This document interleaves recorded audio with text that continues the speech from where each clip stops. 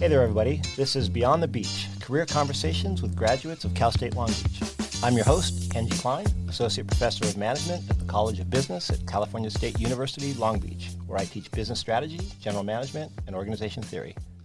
In this show, I interview former students and recent graduates about life after Long Beach. Our conversations cover topics like how my guests chose a career path, how they landed their first job, and what it's been like to navigate the challenges and opportunities of their early careers. My hope is that you will find their experiences useful and inspiring in helping you chart your path beyond the beach. My guest today is Elliot Huscher.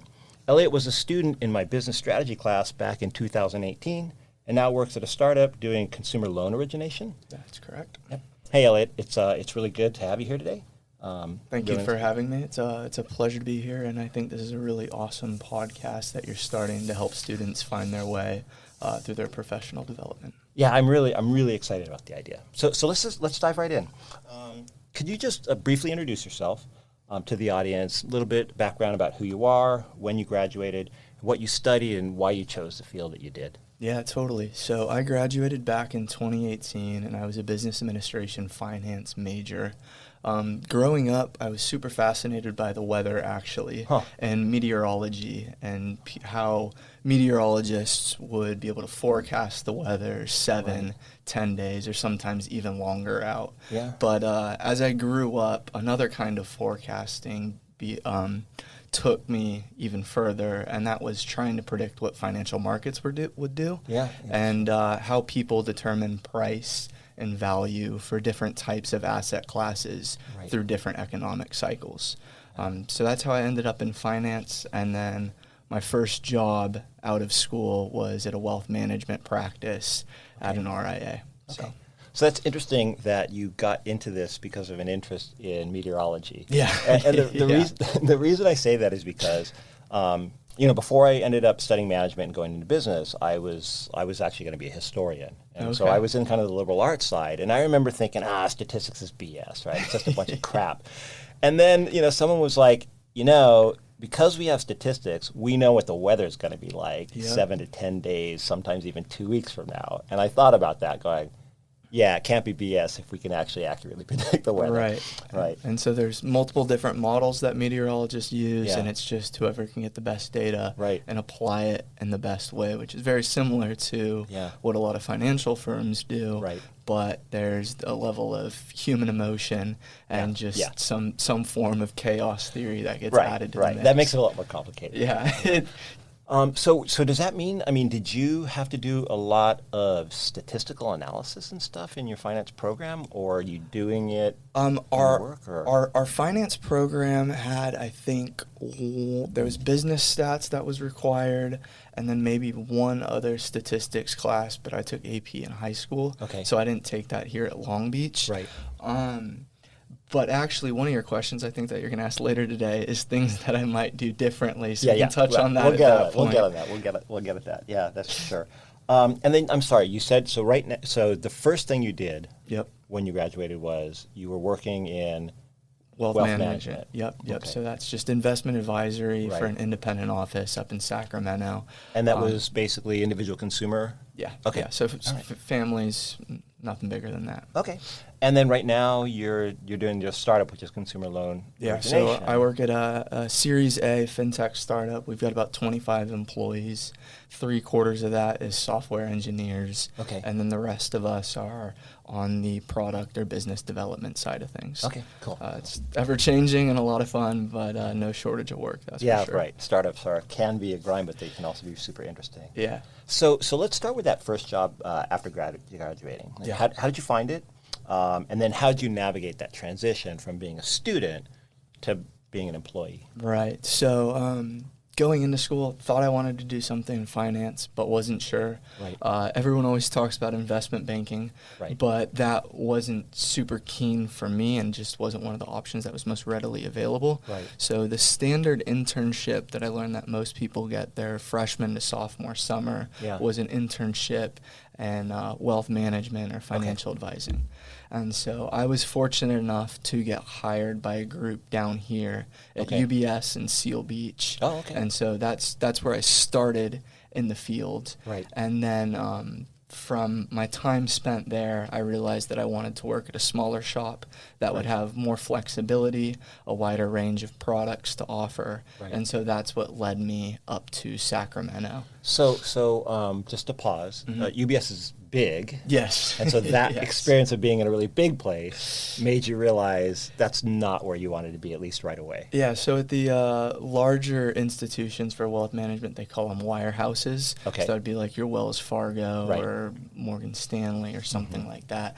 And the financial advisors there typically have a slightly smaller selection of products that they can offer their clients because they're tied to the larger organization that they bank through, or they broker through, I should say. And in an independent shop, you just have less restrictions, you have more freedoms, and that was attractive to me because I just thought it made the line of work a little more interesting. Okay. And so the internship that you got, where did you get the internship? Okay, so what do you mean? I'm sorry. So I thought you said like you got the summer internships initially while you were a student? Yeah. Right. So who did you go through to get it, or how did you find that? What was that process? Right. Like? So that was my freshman to sophomore summer. And I remember Googling a lot about just all of the RIA practices here in Long Beach. Okay. So that was through the big brokerages, and then there were a couple smaller shops. Just for our audience, RIA is Registered Investment Advisor. Okay. And so I found them all on LinkedIn and started messaging folks. And the woman that I worked for down here, her name was Lisa Chapman. Her book of business was well over $500 million. And so I thought that would be a great place to start and kind of get my feet wet in the industry. Right. And and lucky enough, spent 2.5 years working for her. Great time. And then just wanted to get back up home where I was raised in Sacramento, and at a smaller shop that was had a little bit more, was a little more nimble, for lack of a better phrasing. Right. So you're originally from Sacramento. Yeah. I've been driving up. I have a really, really, really close friend, like freshman year of undergraduate. So for me, that's a long time ago. Who lives in Sacramento now? So I've been driving up there actually pretty frequently just to hang out with him and stuff. Very different than life down here in LA. Yeah, it is. But like everything, pros and cons. Yeah, I know. But driving through the Central Valley in the middle of summer was pretty hard. Yeah, Bakersfield, 115 degrees. Yeah. Where else would you want to be? Yeah, exactly. With that wonderful, wonderful cologne smell. You drive through there. Yeah. But anyway, so you did the internship while you were a student. Yep. That was something that you basically just were like nose to the grindstone. I got to look. I got to reach out. I got to contact people. You contacted people. You found the internship. It was a good experience. And then when you graduated, how did you find the job at USP? So this shop actually was the advisor for my parents, so that made the introduction really easy. Okay. But I also interned for them before I started college. Okay. And at that point, it really wasn't anything technical. It was just like, hey, here's the office. Here's what we do, and would get a little bit of exposure to the industry to make sure this is kind of what I wanted to do. Right. And I knew the partner very well. He'd come out to talk with parents frequently. Right. And so it made the transition super easy from that regard. Yeah. What attracted me to his practice more so, though, was he was getting towards the end of his career. Right. And so I thought for me, if he phases out of the business in 5 to 10 years, that would be the perfect opportunity for me to start there, begin to build the client's trust, and then when he wants to phase out, to smoothly transition the book of business over to myself. Okay. All right. And because so you were thinking that part. Yeah. That's good. I always like to have 5, 10, 20-year plans, and as the listeners will learn, doesn't always go to plan. Of course. But it's good to have long-term goals and constantly kind of check yourself to make sure you're on that track for where you want to be later in life. And then, so in the internship and in that early job, like on a day-to-day basis, like what were you doing? Right. So it was a lot of learning. Okay. And so my favorite part of the job was to sit in on conversations that the advisor would have with their clients and learn how they make the investment universe just more digestible to people who don't focus on that day in and day out. Yeah. And the biggest thing I learned... So that's a lot of communication, right? That's like, how do I speak in a way that people can understand? Yeah. It's all people skills. Yeah. And what my first boss, Mike, told me is it's just learning to tell the best story that you can. Right. And you got to be able to know what the person you're speaking with understands and Right. like, translate it to their level, Yeah. and then help them to just get a better understanding and build from there. So, yes, and I interrupted you, and I'm sorry. All good. It's the thing that I do. But you were talking about what you were doing on a day-to-day. Yeah. And so initially it was a lot of learning, and you were sitting in on these meetings with the clients, and you were absorbing what the people that were ahead of you were doing and learning from that. Exactly. Okay. And so kind of just fly on the wall. Right. And then a lot of prepping documents for meetings. Okay. So trying to get materials ready, no matter what questions might be asked for the advisor, just have everything handy. And then a little bit of work on the asset management side of things, learning to actually build a well-diversified portfolio that would benefit the client contingent upon their risk tolerances and stuff like that. Okay. So, how long were you there for? The internship was for 2.5 years down here. The summer before that was only 1 month. And then for my first job, I was there for just over 2 years, I think. Okay. Yeah. All right. So, and at about 1.5 years in was when I started to get an inkling that maybe this wasn't the best fit for me. Right. And so it took me probably 6 months, a little bit longer than I would have liked to, but that's about how long it took me to find the next role. So that was when you realized it's bigger than you want it to be. You wanted to do something else. So you decided, okay, it's time to make a pivot. Yeah. Yes. So what was that process like, thought and process, why did it take 6 months? Did you wait the 6 months, or you were actively searching for 6 months until you found what you wanted, or how did that play out? So at this first office that I worked for, there were 4 advisors, and I really enjoyed my experience there, and it seemed like they enjoyed the work that they did, the relationships that they built with their clients. Right. They were fulfilling a need in their client's life and providing a valuable service. But what I realized was at my age, because at that time I was only 23 years old, I thought it would be more important for me to build hard skills and less soft skills, working on relationship management. Right. And I really had a yearning to get closer to the assets. Right. As a financial advisor, generally speaking, this is painting with a broad brush, so it isn't always fair.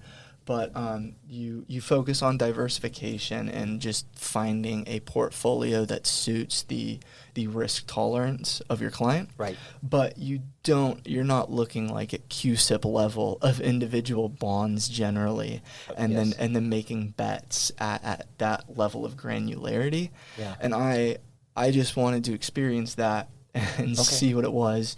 So I had the goal of my top goal was finding a large asset management firm where I could work on a bond desk. Okay. Because I thought bonds and fixed income were the most interesting part of finance, because that defines our risk-free rate, which is supposedly how everything else in the world is priced off of. Right. So I thought it would be really neat. Discount on and everything else. Yeah. Exactly. So I thought it'd be really neat for me if I get a seat at ground zero there and see how those instruments are priced, what portfolio managers are thinking about, and kind of that transition. Yeah. And so to find a seat that was open and to really commit to going down a very different path than wealth management, it took about 6 months. Okay, yeah, because that's a big transition. Yeah, huge transition, totally different progression path, but still in the greater field of finance.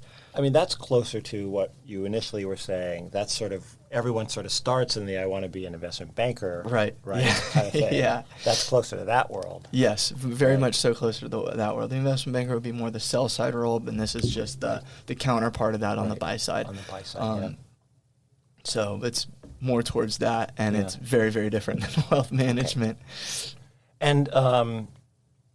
And why, was it just because you found it more interesting? Or were you feeling that you sensed that there's going to be a limit to how high I can go if I don't have this sort of broader understanding, right? Because you had talked about, right, it's like I've been doing the, working on the soft skills and selling these packages that kind of other people were assembling, or that you could assemble, but all the basic work had been done. Yeah. Was it you were saying, hey, if I'm just doing this, I'm only going to be in the sales thing. I'm not going to really have this deep-rooted understanding, and therefore that's probably going to limit me. Or had you run into things where you could clearly see it was going to limit you? Or was it really just, I'm really fascinated by this, and so I want to understand it. Yeah, I don't think it was a limiting thing. Okay. But I just realized that the times in my first role when I was most fascinated and engaged in the work was when we would have portfolio managers come into the office or their sales associates to get deeper into the weeds of certain strategies and really talk about the nuances of what made their product different from a different or similar fund. And it was in those meetings where I could ask specific questions that I just found that time felt like it would fly by, and it just kind of spoke to me at a little bit of a deeper level. Right. And the other thing that was hard, as when you're in your early 20s, it can be difficult to have people a couple generations older trust you with all their assets. Right. And so I thought it would be healthy for me to go get some different investment experience that would build some hard skills. And then later in life, if I chose to come back to financial advising, I'd have a couple more years under my belt. I'd have a different and unique skill set than most financial advisors have. And that would help me to connect better with clients and better tell the story of what we're doing. So you'd be a little older and you would have technical knowledge. It's clearly like, even if the person is, if I'm in my mid-50s and I'm talking to someone who's at this point maybe 26 or whatever, but they know some really technical stuff that I'm like, I don't even know what that is. Probably like, okay, this person is well trained in their area. I can trust them. Right. There's domain expertise that would have got built from the other role. And so I didn't see it as completely closing the door to financial advising, but maybe providing me a alternate platform to launch off of later in life if that's something I chose to come back to. And so then the place that you ended up in was what? You found something? So I ended up at the CalSTRS pension fund, which is a $300-ish billion fund, and I ended up on their fixed income team. Is that like the thing that manages my retirement, my personal retirement? Is it state employees? Yes. So if you're a state employee, your pension is managed by typically CalPERS, so that would be the Public Employees Retirement System. That's what I did. And then I was at STRS, so the State Teachers Retirement System. So all of your grade school teachers, K through 12, who have a pension, was managed by that fund. And then I ended up on the fixed income team, so that's all bonds, so treasuries, credit, structured, all that good stuff. And I was on the structured credit desk. So we had a heavy emphasis on residential mortgage-backed securities, and then a smaller allocation towards commercial mortgage-backed securities. And then through that, I also got to dabble with other ABS or asset-backed security classes like auto or credit card or aircraft leasing or some more esoteric stuff like that, which was really interesting. So and so did it end up being exactly what you were looking to do? Or it was exactly what I was looking to do, but what I somewhat quickly learned is the people who are really, really good in that field often had a more technical education history than I had, in that it was comp science backgrounds or data processing, data management, data science, and that background to where they could digest larger data sets than I could, and the computer can make better estimates than a person often can. And so taught myself Python and R through that first role. But quickly realized I was never going to be the You're going to get to that level, and, unless you dedicate a lot of time to it. A lot of time. And when I left financial advising, I didn't think I loved the soft skills aspect of the nature of the job. But quickly, as my entire day would be spent in Python or R trying to manipulate data sets, I learned that I like talking to people. And hey, maybe we should try to find something that's in the middle ground. It's so interesting. Like, we have these ideas about what we want, right? And it's like you really have to go through the experience to have the actual reality check. It's funny because when I grew up, I wanted to be a novelist. I was convinced that is what I wanted to do. I wanted to be a novelist, and it was just like, I'd sit down and when I actually said, okay, I'm going to get serious about this and start writing, I realized it's like sitting by myself hour after hour after hour after hour, like writing and thinking and writing and thinking and writing and thinking. I was like, I hate this. It's tough. It eats at your soul. It does. It's like, I need to talk to people. This is going to drive me crazy. There's just no way I could do this. So yeah, it's really interesting, this gap that exists between like this fantasy we have about what we like, what we really are into and stuff, and what it turns out to be once we get there. Yeah, so I'm not sure if that's the grass is always greener syndrome, right? Or maybe some balance of actually what is better for the individual. Yeah. But or it's just, the thing is like, I think it's like we actually learn to know who we are by doing stuff, right? It's not Certainly. like, I mean, my mom's Buddhist, and so I kind of have a little bit of one foot in that background, right? But I don't believe that it's like, no, you sit there and you meditate, and that's how you get a sense of who you are.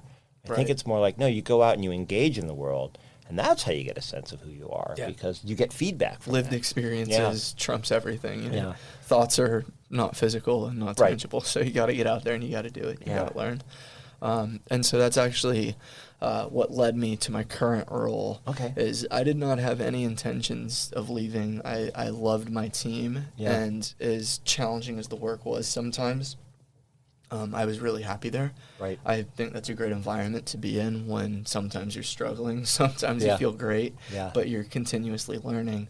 But this startup reached out to me, and they were looking for someone who had structured finance experience, and the asset-backed security space. So you got approached. Yes. Was it a headhunter? Or No, it was the head of HR for the company that reached out to me via LinkedIn. So always recommend having your LinkedIn updated. Yeah, right. And it was really tough because I had actually just gotten a promotion, I think, literally 2 weeks before they reached out to me. Oh, wow. And I had jockeyed for that a little bit internally and played some cards that, in hindsight, I wish I didn't play. Right. But I thought that was going to be my life, and so I was trying to position myself as best I could for the future. Right. But the more I talked to this group, the more I could see not a super high probability of it working out, but a good enough probability of it working out to where it justified the risks. I didn't have kids, no mortgage, so you know what? Why not take the chance when you're young? Yeah. And that's what's led me back down here to being in LA.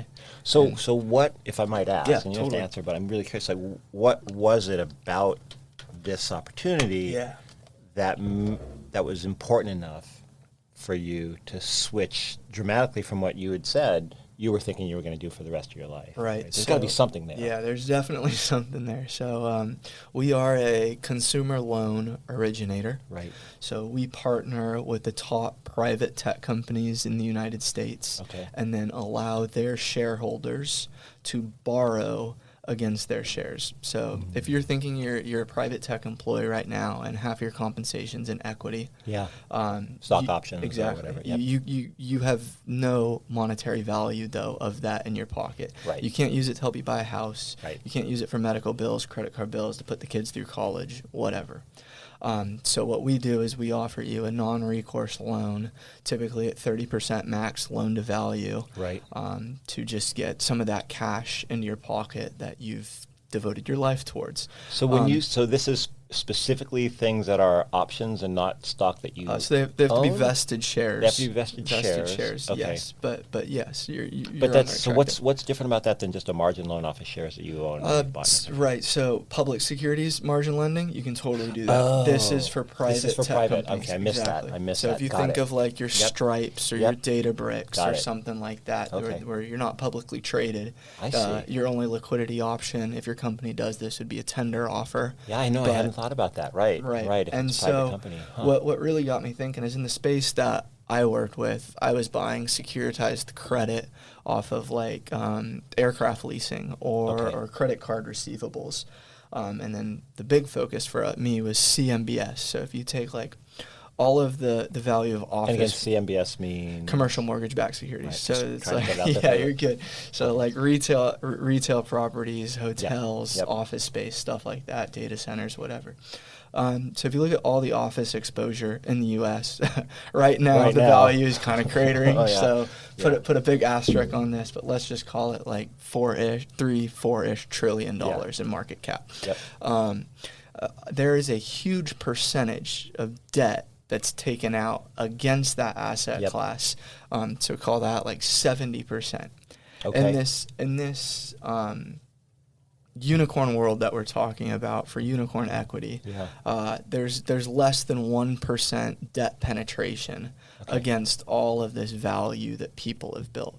Okay. So I'm not saying it's going to be like office space where there's 70% debt against that equity. Right. But I do think that people should be able to monetize more of that value than they're currently able to. Right. And so, and there aren't a lot of people. There aren't a lot of great solutions out there right now. So there are a few solutions, but you'll have to give up 7 to 12% of your equity per year. Okay. And what we're trying to solve is to be the true fixed income solution, like a true just bond where it's just 7, 8, 10% interest payment that you'll make, and you won't have to give up any of your equity.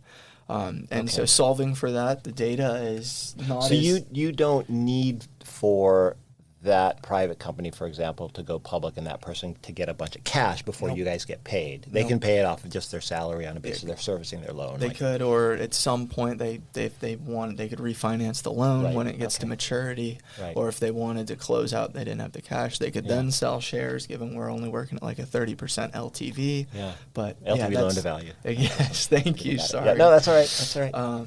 So that's the name of the game, and the most fun part of this for me is just figuring out a way to do that. Right. Because if you think of like a teeter-totter, you've got your lenders on one side of the teeter-totter, your capital institutions, so your banks, your pension funds, your insurance companies, and then on the other side you've got the borrower.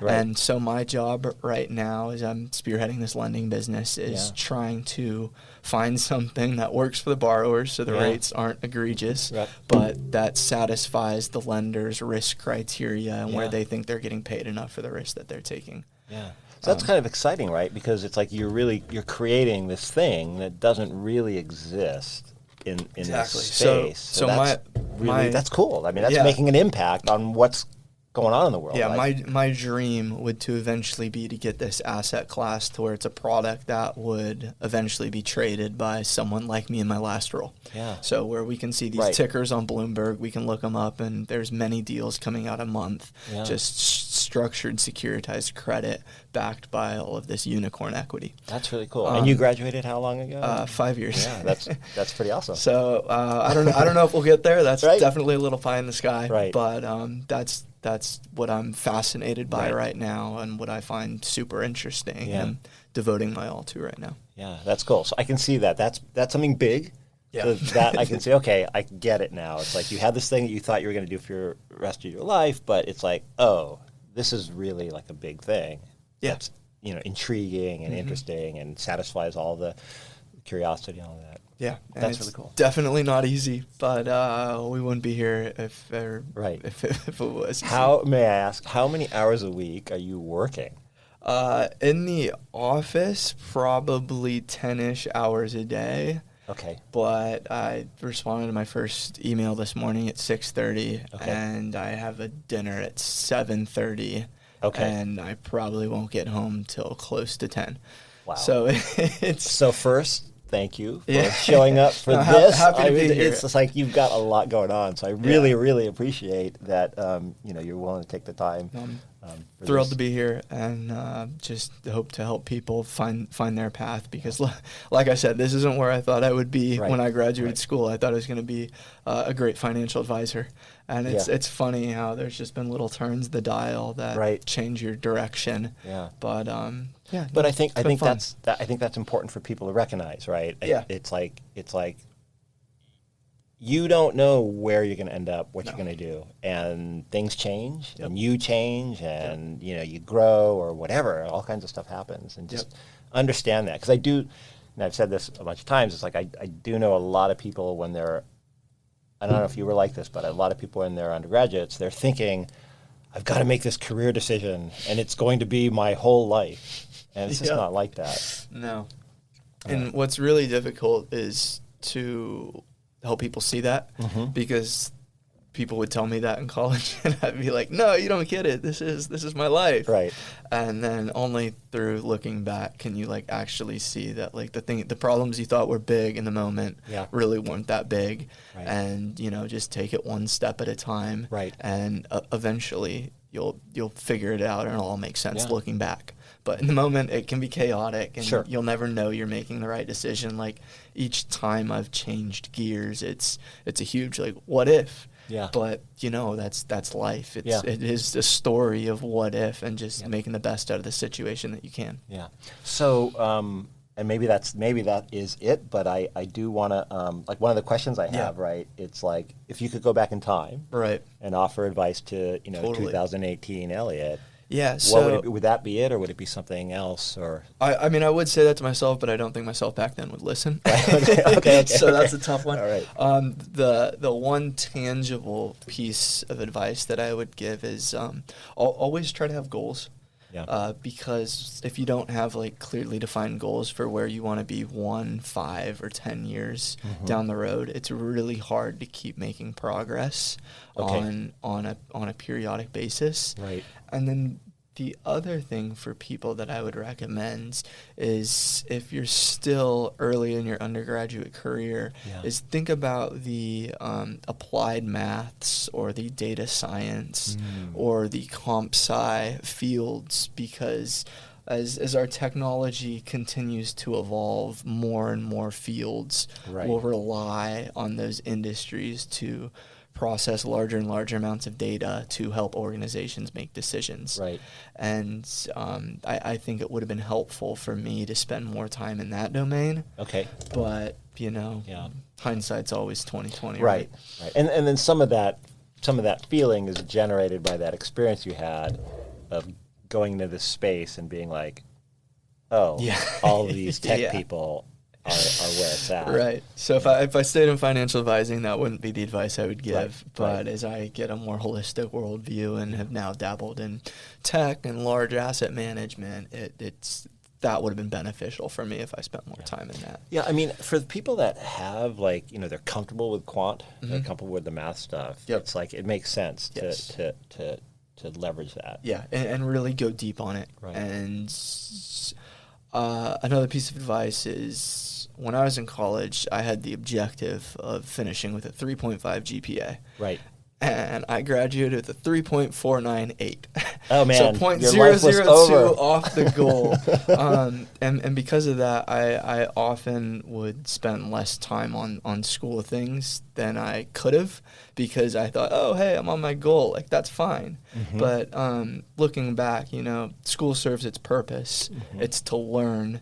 And I think if I did commit more time to school, maybe I would have been able to explore some of those other paths or taken my finance classes a couple of steps or layers deeper to see that, hey, the quants are the people that are really doing this well, people with quantitative backgrounds. And maybe that's something that in my couple hours of downtime I should just look into more rather than just setting a lower bar for yourself and coasting. So I have to ask. I'm suspicious by nature. Yes. So are you? You're not just saying that because you're talking to me. I'm a college professor, so it's like, you know, well, we got to make the college professors feel nice, you know, by telling them, yeah, students should study harder. Are you really? That's really, you know what I mean? I genuinely would say that. Okay. Like, know why you're here. Yeah. And don't let other priorities kind of supersede that. Right. So actually spending the time studying. And again, I do think, or spending, I think it's the issue for me, the way I'm interpreting it, right, is it's putting in the time to actually learn to do the things or learn the skills that actually are going to pay off. Yeah. And for you, because of the direction that you're going and because of what your interests were and because it's finance, right, I think finance is one of those disciplines where, spending that time to study really hard and really get that stuff pays off a lot, right? Yeah, and if you're going into, let's say you only want to do sales, right? Then I can see, you know what? Instead of focusing so hard on my GPA, maybe I get a sales job on the side and I just make call after call after call after call after call after call, so I master that particular skill. Yeah, that's actually what I was going to say. I don't think it's as much of an emphasis on just studying, but trying to define what you think in that moment you want to do in your professional career, and then just applying yourself many hours per week of doing that. I mean, I interned for 18 hours a week for 2.5 years through school. And so I always had those reps in. And then I did a couple events through the CFA Society while I was in school and entered contests for that and stuff.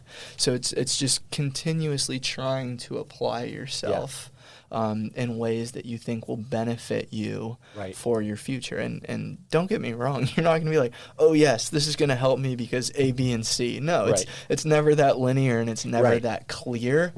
But by doing those things, you'll just pick up on certain concepts or trends that will help you in the long run. And I do think the habit of hard work is a good one to have. Because, I mean, it depends on what your goals are, but if you want to keep advancing in the career and want to keep pushing and want to keep learning, for sure, you need to have that habit. I would agree with that statement for sure.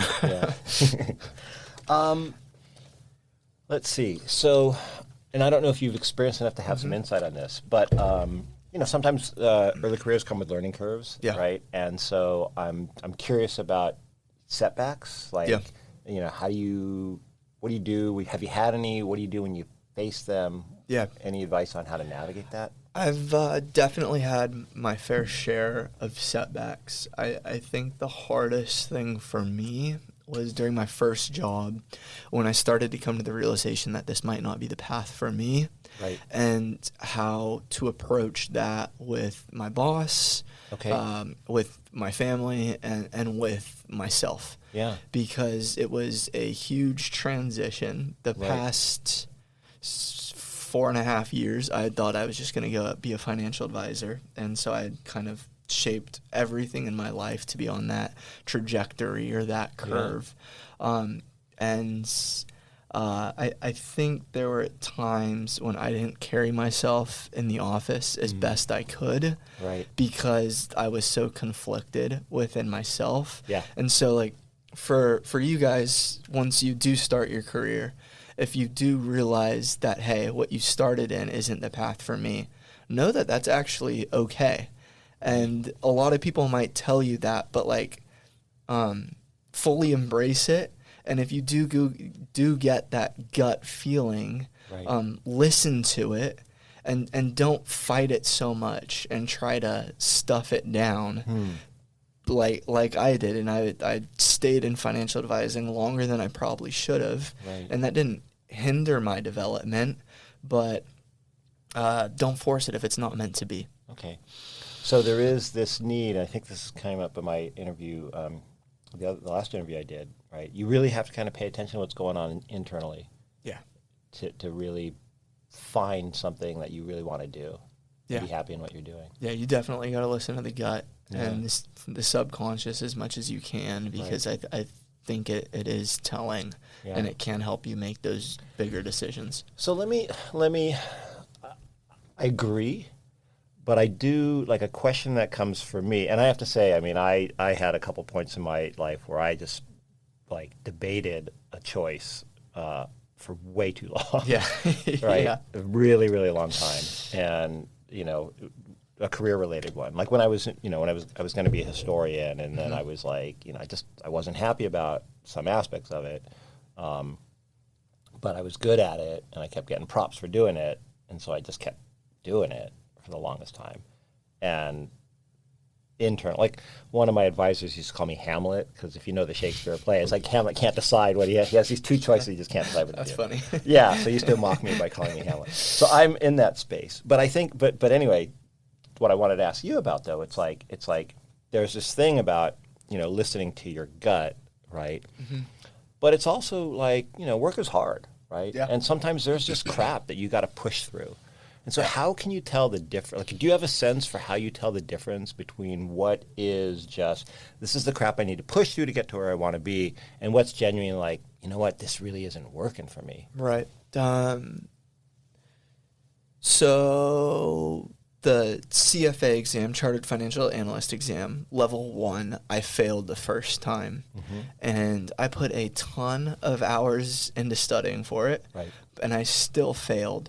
But I guess the difference there between like giving up and continuing to push through and persevere was that I knew this was just a step along the way to get me to my end goal. Right. And at that point in time, I still wanted, because this was at my second job, so the bond trader, whatever we want to call it. At that time, I wanted to be the best portfolio manager that I could be. Yeah. And so I knew that, this was hard and it would take a lot of time, but I had to get through it. Right. Versus back when I was in financial advising, some of the harder parts were talking to clients that you weren't super keen on talking to. Yeah. And I knew like that part of my day sucked. Right. Or I shouldn't say sucked. None of it sucked. It was a great experience. But it wasn't the highlight of the day. I was most fascinated when the managers would come in from PIMCO or from Double Line or whatever, and when they would talk to us about their strategies. Yeah. And so I don't know how to word that more eloquently, but yes, there are definitely parts of work that will suck and are hard. Yeah. But if that's life. There's steps you got to take. Right. I think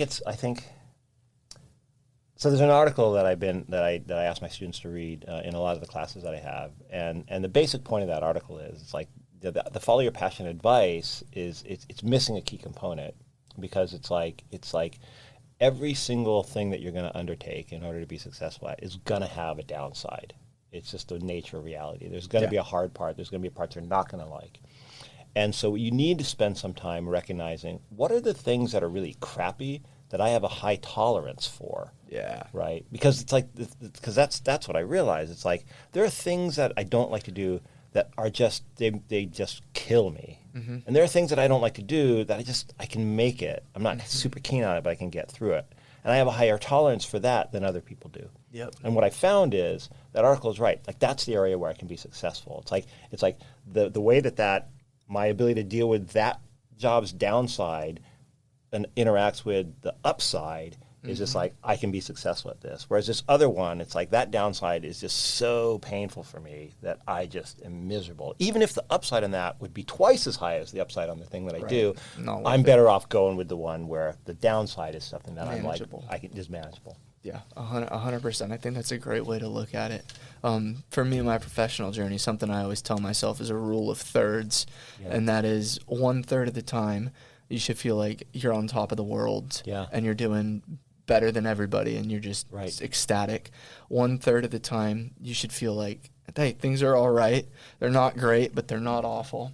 And then 1/3 of the time I should feel like I'm getting my ass kicked or my butt kicked. Sorry. Right. Yeah, that's and if I kind of balance those thirds in even proportions, I'm probably in a spot where I'm continuously growing and advancing myself.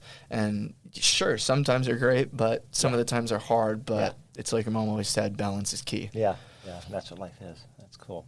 So you work a lot. You work really hard. Yeah.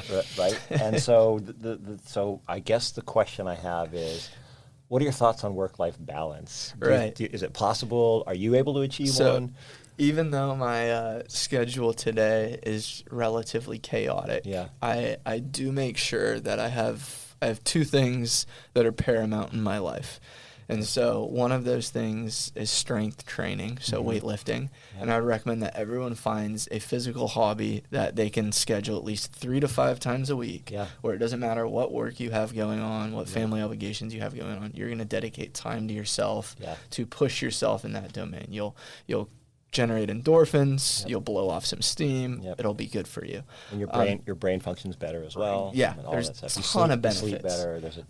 And it doesn't need to be weight training. It could be running, it could be swimming, it could be some team sport. Whatever it is, just some physical activity to block some time out for yourself where you're not working. Yeah. And with email and stuff, that's hard to do because I will get Slack messages or emails in the middle of my training session. I'm like, got to take a call. But whatever. And the other thing is with snowboarding, which I thoroughly enjoy. I make sure in the winter that I have at least one weekend each month that I can commit to going to Mammoth or going to Utah or Jackson Hole or somewhere to ski. And I'll be available for work calls if something comes up over the weekend. But it's something that I have to look forward to through the winter months when it's colder, it's a little bit darker and more depressing. Yeah. But I have this activity that I really, really love, and I've always got a trip plan that I can look forward to. Right. Yeah, so that's interesting, right? Because it's like it doesn't have to be.